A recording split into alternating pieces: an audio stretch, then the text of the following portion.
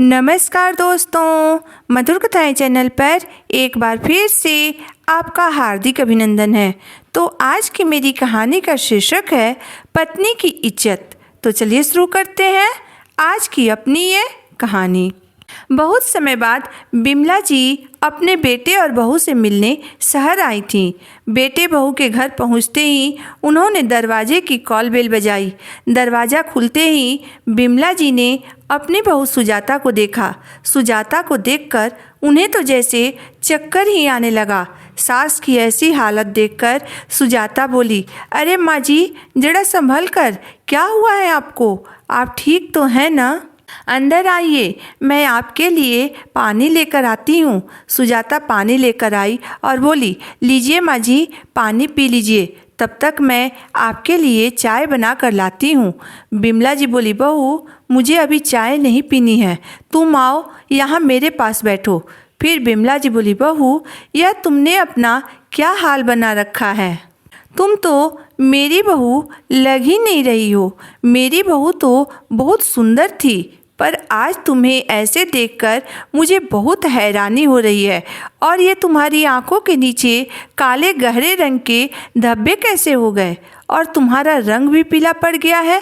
क्या बात है बहू, कोई परेशानी है क्या? सुजाता बोली, नहीं माँ जी, ऐसी कोई बात नहीं है।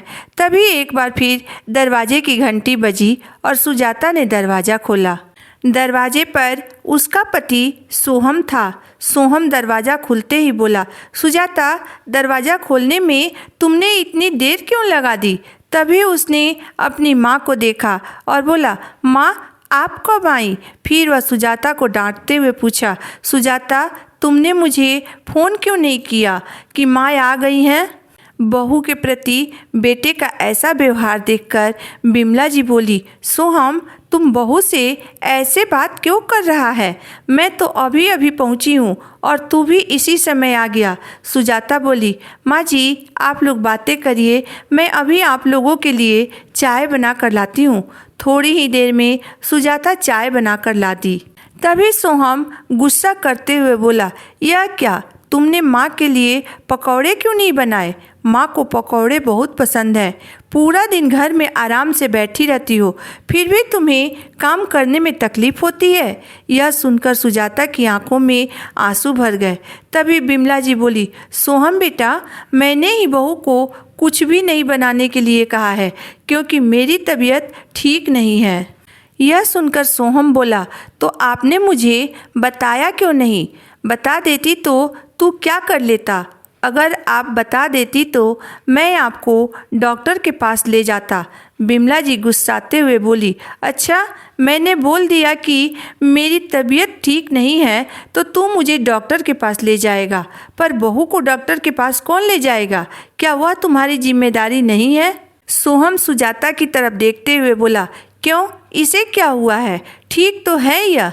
बिमला जी गुस्साते हुए बोली, यह तुझे ठीक लग रही है? ध्यान से देखो इसे, कैसे इसका चेहरा पीला पड़ गया है। पर गलती मेरी ही है जो मैंने तेरे लिए इतनी सुंदर और पढ़ी लिखी लड़की ढूंढी थी। मैं जब से आई हूँ तब से देख रही हूँ कि तुम बहू से कैसे बात कर रहे हो। तुमने एक बार भी बहू से प्यार से बात नहीं की। तुम तो इससे ऐसे बात कर रहे हो जैसे यह तुम्हारी नौकर हो। क्या इसी दिन के लिए तुझे इतना पढ़ाया लिखाया था कि तुम अपनी पत्नी की भी इज्जत ना करो? तुम इसे इतना डरा कर रखो? सोहम बोला, माँ, मैंने इसे कब डराया? बेटे के इतना कहते ही बिमला जी बोली, कैसे नहीं डराया तुम तो आते ही दरवाजे से ही शुरू हो गए हो। दरवाज़ा जल्दी क्यों नहीं खोला? माँ के लिए पकौड़े क्यों नहीं बनाए? तुम्हें पूरा दिन घर में काम ही क्या है? सोहम, इसे डराना नहीं तो और क्या कहते हैं? बेटा, बहू तुमसे कुछ नहीं बोलती है क्योंकि वह तुमसे डरती है। बेटा, पत्नी की इज्जत करना सीखो। वह तुम्हारे लिए अपने माँ बाप को छोड़कर तुम्हारे पास आई है। वह अर्धांगिनी है तुम्हारी। पत्नी को डरा कर नहीं बल्कि प्यार से रखने से ही हमारे घर में शांति बनी रहती है और लक्ष्मी का वास होता है, क्योंकि पत्नी ही घर की लक्ष्मी होती है। बेटा, अगर तुम उससे प्यार से पेश आओगे और प्यार से बात करोगे तो उसके दिल में भी तुम्हारे लिए प्यार और इज्जत बनी रहेगी, क्योंकि पति पत्नी के साथ 1-2 दिन का नहीं होता है बल्कि पूरे जीवन का होता है और यह एक दूसरे के प्यार और विश्वास पर ही टिका होता है, वरना इस रिश्ते को टूटने में देरी नहीं लगती है। अपनी माँ की बात सुनकर सोहम बोला, माँ मुझे माफ़ कर दो, सच में मुझसे बहुत बड़ी गलती हुई है। बिमला जी बोली, बेटा अगर तुम्हें माफ़ी मांगनी है तो अपनी पत्नी से मांगो जिसका तुमने अपमान किया है। सोहम बोला, सुजाता मुझे माफ़ कर दो, आज के बाद मैं कभी भी ऐसी गलती नहीं करूँगा। सुजाता बोली, गलती सिर्फ तुम्हारी ही नहीं है सोहम, बल्कि मेरी भी है, जो मैंने तुम्हें कभी तुम्हारी गलती का एहसास नहीं करवाया। सुजाता रोते हुए बोली, धन्यवाद माँ जी, आपने मुझे गलत का विरोध करना सिखाया, नहीं तो मैं ऐसे ही घुट घुट कर जीती रहती और किसी से कुछ न कहती। आज आपने मेरी आंखें खोल दी।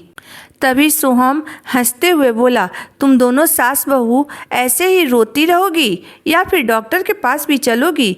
बिमला जी बोली, सोहम मुझे अब डॉक्टर की कोई ज़रूरत नहीं है, बहू को ऐसे खुश देखकर मैं बिल्कुल ठीक हो गई हूँ, तुम बहू को डॉक्टर के पास ले जाओ।